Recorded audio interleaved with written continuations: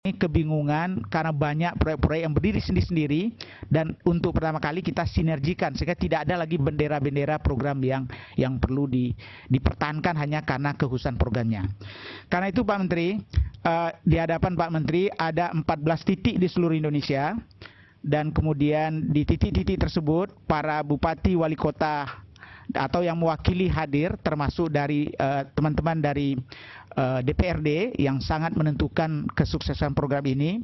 Tentu di selain dari itu juga hadir pejabat-pejabat yang bertanggung jawab untuk urusan pendidikan, dan juga baik pendidikan umum maupun pendidikan madrasah. Dan pada forum ini dari Jakarta juga hadir Pak Menteri, selain dari dirjen-dirjen dari Departemen Pendidikan Nasional, hadir juga Profesor Ali. Beliau adalah Dirjen Pendidikan Islam Departemen Agama, dan Pak Anies yang mewakili Rektor UI, dan berbagai pihak-pihak.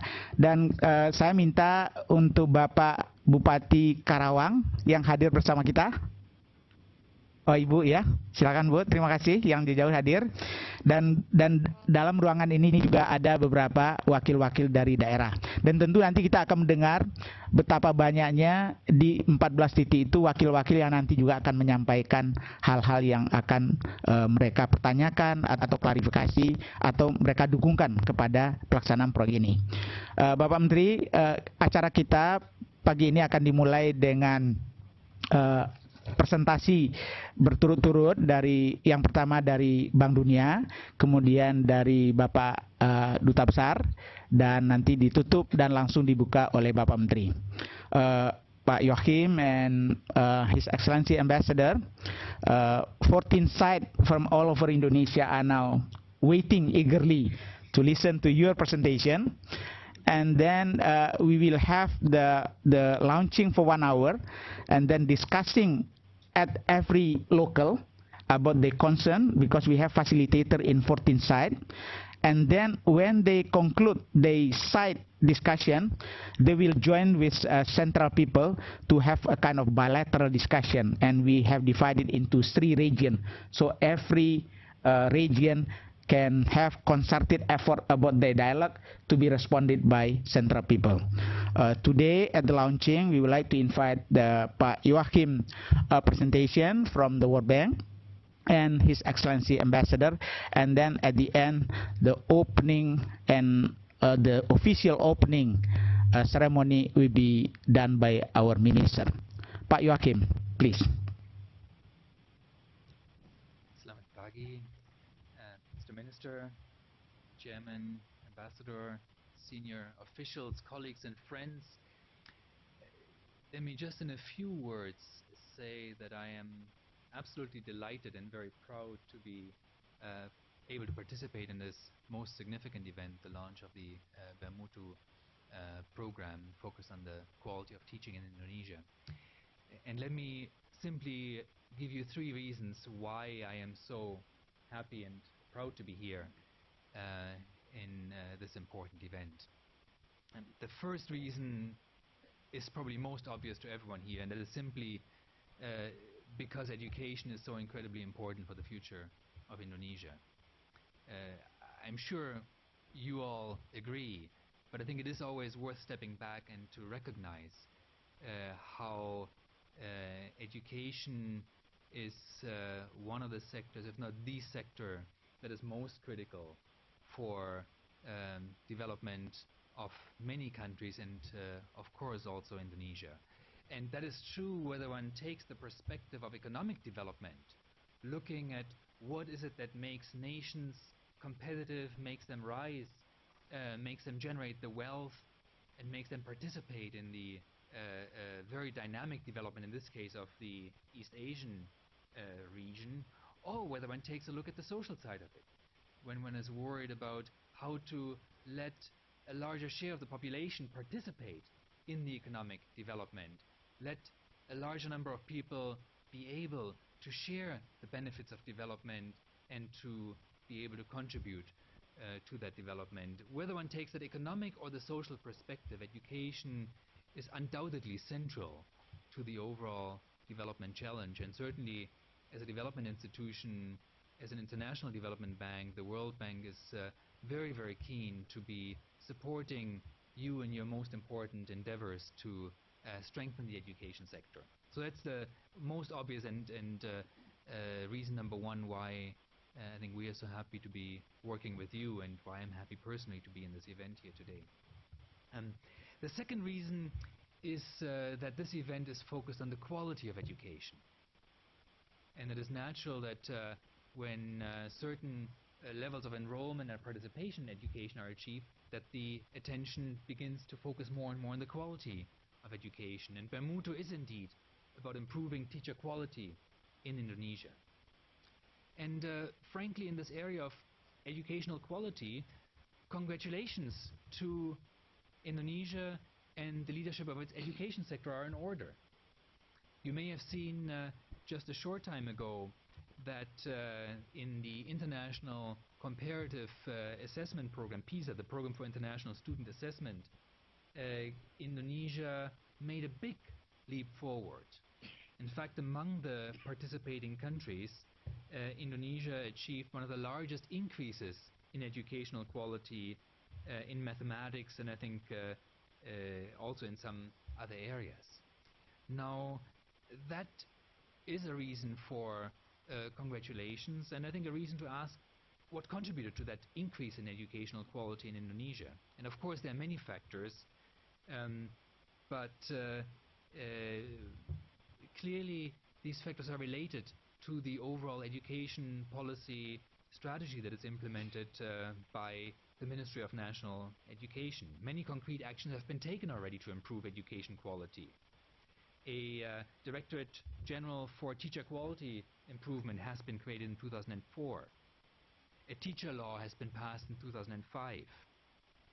Bermuto, which we're launching here today, has been developed over the last months and year as an exciting new tool for focusing on improved teacher quality. So many factors are contributing to this improved quality, but clearly teachers are at the core of it, and all work that has been done demonstrates how important the quality of teachers is for the overall quality of the education sector. So a program like Bermuto, if and when it is effectively implemented, will and should have a very significant impact on further improving the quality of teaching, improving the teacher workforce, as well as therefore contributing to the ultimate objective of improving student outcomes, and therefore raising the scores that Indonesia attains in assessments of teaching and educational quality even further than after this last significant increase. So the second reason why I'm happy to be here is the focus on quality of education, which is clearly appropriate and something you to support. Thirdly and lastly, I am very happy to be here because more and more international development agencies recognize that development outcomes depend on national leadership, depend on the institutions within developing countries and the leadership of those institutions taking matters into their own hands, developing their own strategies, and then receiving support from other partners such as ourselves in the development process. Clearly we as international partners can support, but we cannot drive the process. The process is driven and has to be rightly driven by the national leadership of a sector, and that leadership is clearly very strong and very present in this sector, which is why we are so happy and keen to continue support the education sector in Indonesia. The PISA achievement scores are just one signal that demonstrate that Indonesia's education sector is headed in the right direction. There is an education sector strategy implemented by the government, led by the minister and the ministry, and I think from our perspective we are comfortable that the implementation of that strategy will indeed bring about the improvements in education that Indonesia is seeking. So in many ways you are doing the right thing. Our job really is to support you in implementing those plans that you have laid out. Bermuto is one part of that support, but there are other elements with which we hope we can continue to support you. We are working together on developing support for a sector-wide approach, SISWA, sector-wide support for the education sector, which represents the maturity of the sector and the strength of leadership in the sector.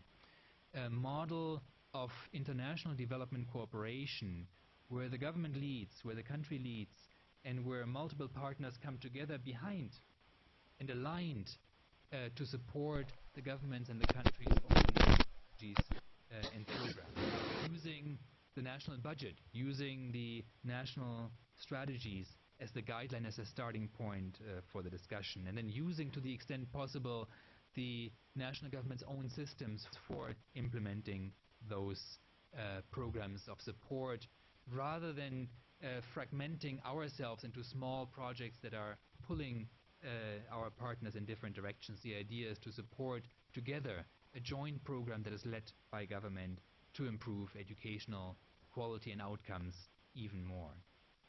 So let me just say I'm very proud, and the World Bank is very proud, to be associated with the Bermuda program, with the education sector more general, and we look forward to continuing, strengthening and deepening our partnership, commit our own support to your program and your ambitions, and hope that together we can work toward a further improving education sector that ultimately contributes to rapid social and economic development in Indonesia.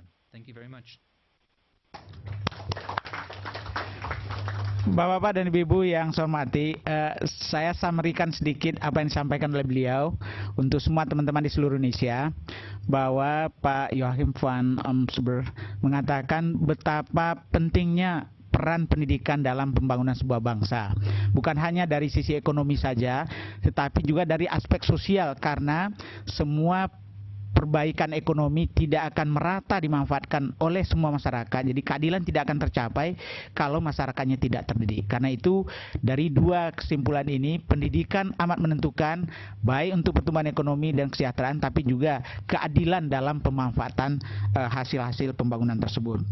Yang kedua, beliau juga mengatakan Bank Dunia amat tertarik dengan bermutu ini karena Indonesia sangat serius dengan bermutu. Artinya sangat serius dengan meningkatkan mutu pendidikan.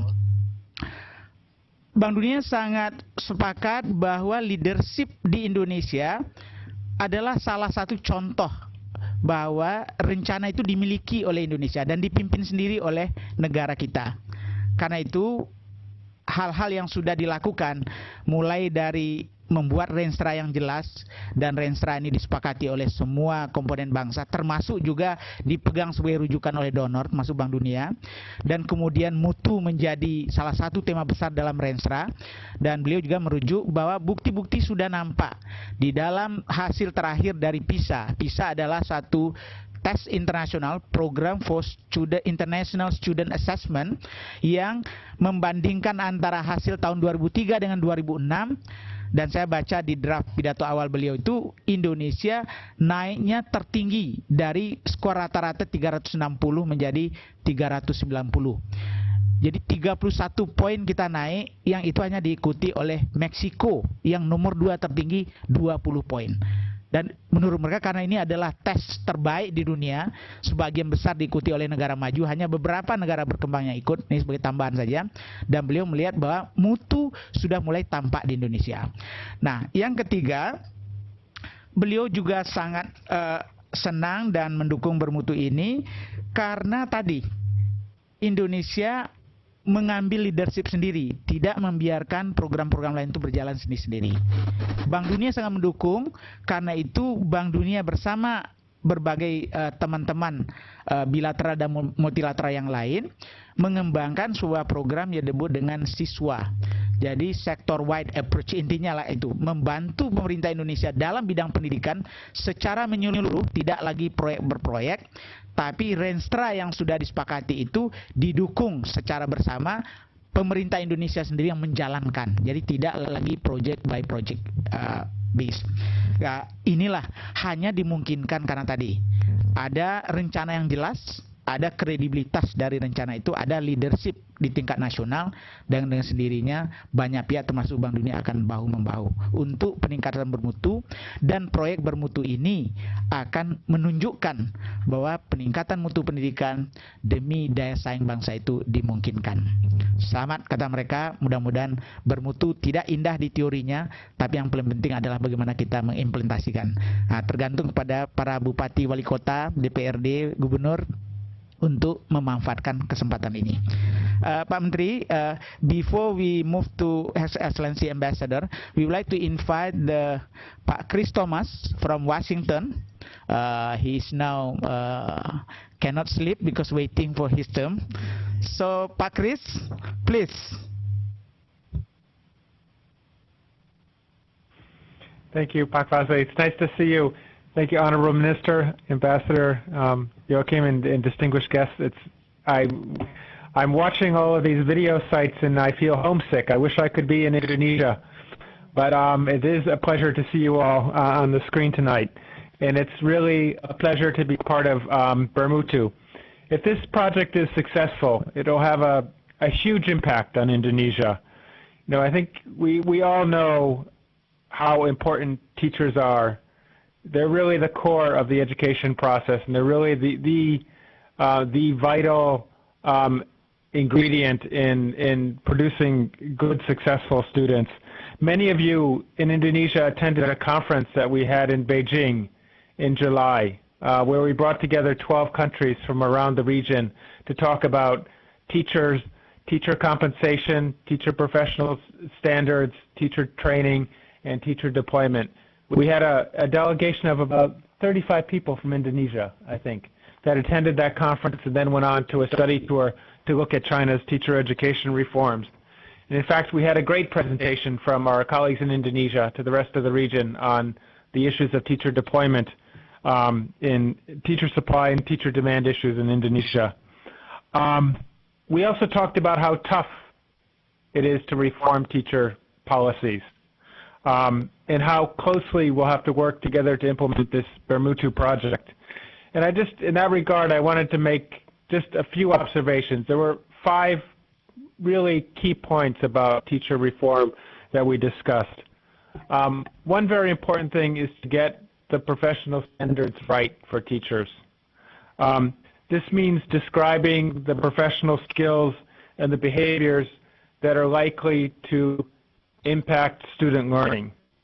It's not an easy thing to do. And what we also have to have in place is a student assessment system that provides the ability to link student outcomes to the characteristics of teachers, and a group of researchers and evaluators that can take that data and help us continually try to improve the teacher standards. That again, you know, this idea of having a robust evaluation system builds very strongly on regional conference we had in our country in Bali in April, where we talked about how to improve or how to strengthen monitoring and evaluation systems. The second really important point about teacher reforms is ownership. Making sure that the standards are known and owned and clearly understood by the teachers themselves.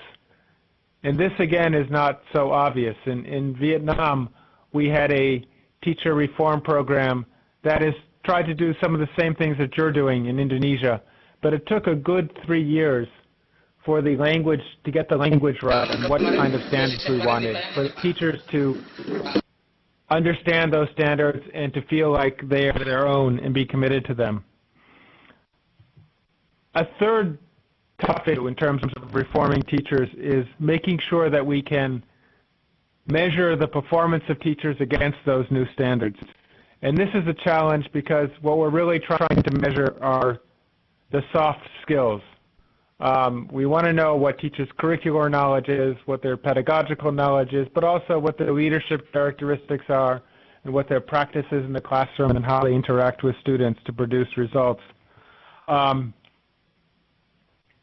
getting the system for evaluating how teachers perform is also quite a big challenge. Do it in a way that the teachers perceive this as a fair evaluation is quite tough. A fourth issue is idea of creating good training opportunities that will help teachers build on their strengths and address the weaknesses that are identified in their performance evaluations. This means not only developing materials, but also, as we heard from some of the pilot districts, thinking of innovative ways of delivering training to teachers who are working full-time jobs at the same time. So they've got to both teach in the classroom and they've got to find a way to upgrade their skills. So we have to make training very accessible to them. The fifth and final point I wanted to make is the idea of getting the incentive framework right. And I know Indonesia is trying some very bold experiments in terms of raising teachers' salaries and providing an incentive for teachers to acquire a higher status, acquire their S1 or acquire their certification. That's a great thing. But we have to remember also that teachers are going to be possibly in their jobs for 20, 30, some of them even 40 years. And we need to find ways to continually motivate them and encourage them to acquire new skills throughout their careers. I think Indonesia has all the ingredients for a great teacher reform. You're working on the standards. You're consulting with the teachers in terms of getting them to buy in and own the standards and make them better. You're putting in place evaluation systems. You're developing new training courses. And you've got a lot of good ideas around providing incentives for teachers to acquire frameworks. So all the ingredients are there. But like a chef who has to take those ingredients and turn them into a good meal, I think the challenge with you as leaders, as education leaders and reformers, is to take all of these ingredients and make sure that they work, that they turn into a good reform. And that means sequencing them right. It means being able to harness. Sometimes it means being able to protect the reforms against politicization. It also means being able to change the reform, to adjust as time goes on. Much of what we're doing is experimental and will require adjustment and feedback over the next several years. But again, I just want to say that I think you've got a great opportunity in front of you. I'm really pleased that the bank can be part of this opportunity with you, be part of this venture with you, and we'll be here to support you as you go through the next few years. So thank you very much, and best of luck with this launch this morning for you. Thank you very much, Pak Kris. Bapak-bapak dan Ibu, kita sudah mendengar tadi ya Pak Kris Thomas ya.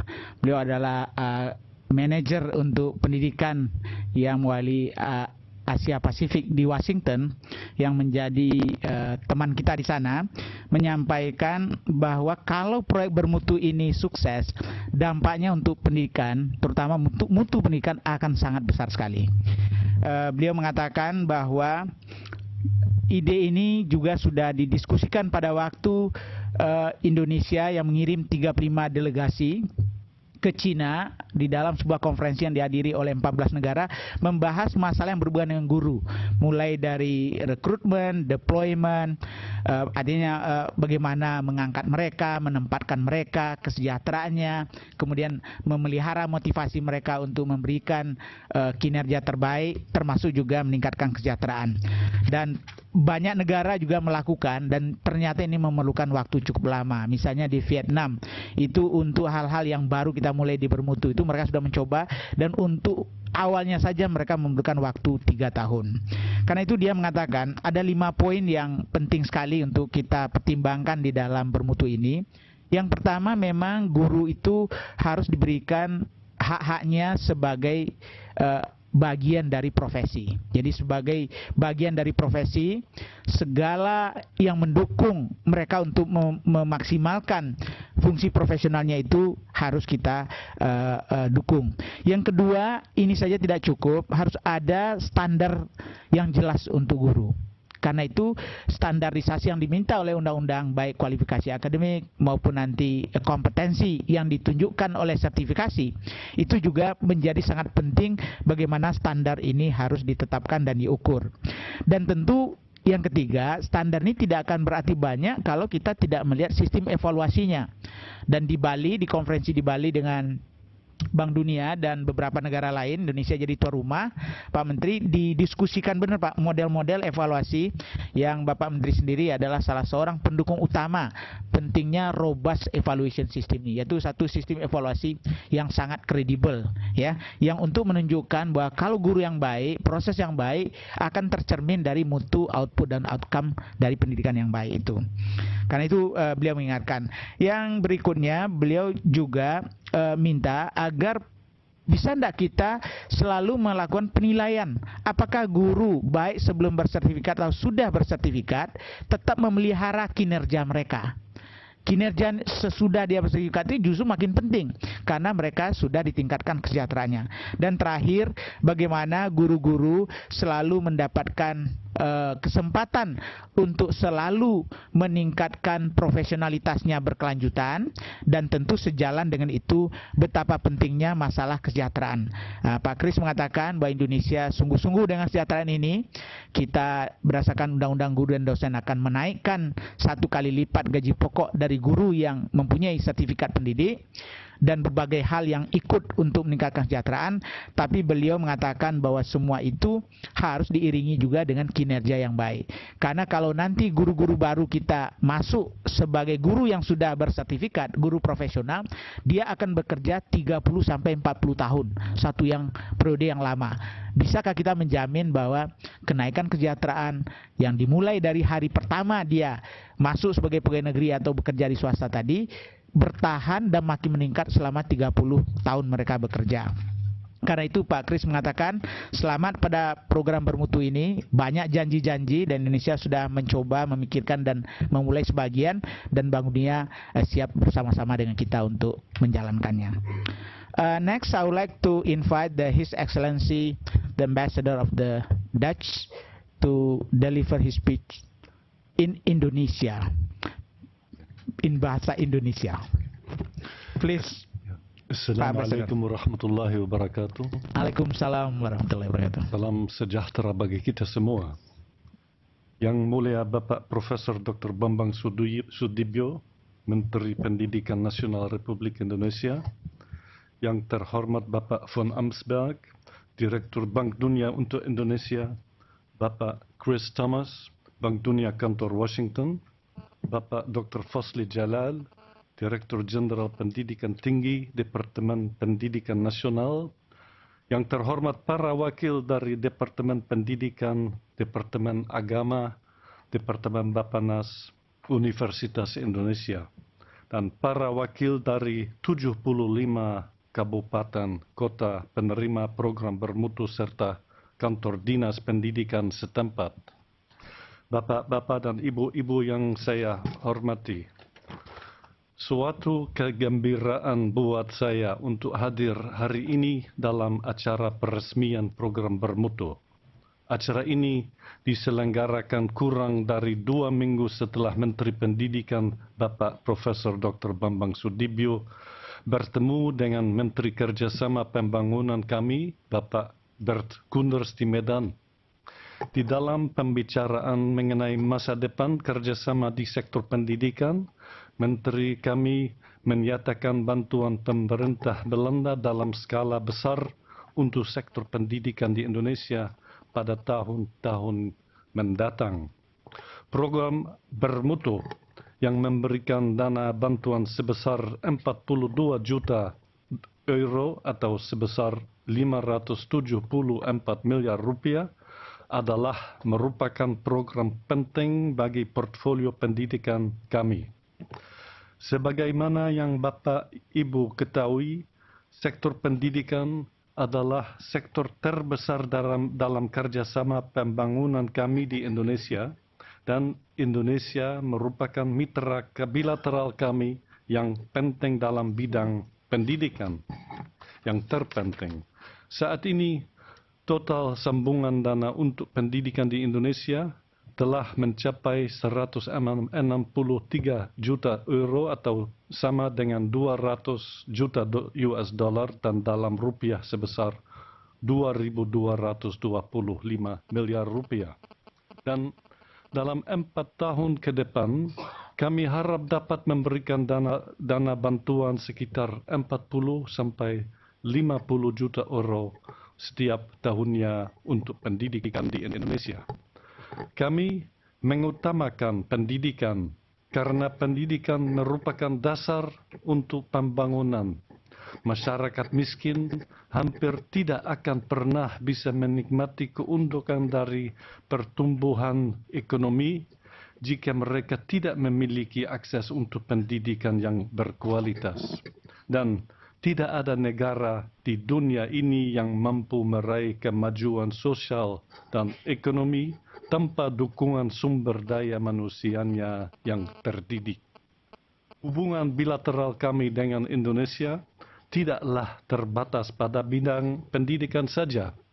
Kami juga memfokuskan pada pengelolaan air dan sanitasi, pada penggunaan sumber daya alam yang berkesinambungan pada lingkungan yang memungkinkan untuk pengembangan sektor swasta, pada stabilitas politik dan pada pemerintahan yang baik serta program anti korupsi. Namun, semua program tersebut tidak akan membuahkan hasil tanpa dukungan sistem pendidikan yang baik.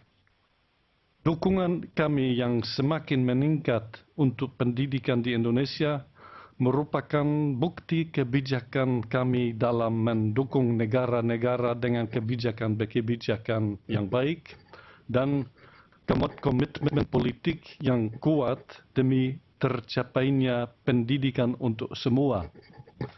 Komitmen kami pada bidang pendidikan tidak pernah diragukan dunia internasional. Belanda memiliki reputasi yang baik dalam hal pemenuhan komitmen internasional untuk memberikan sumber pendidikan jangka panjang yang layak untuk program pendidikan untuk semua.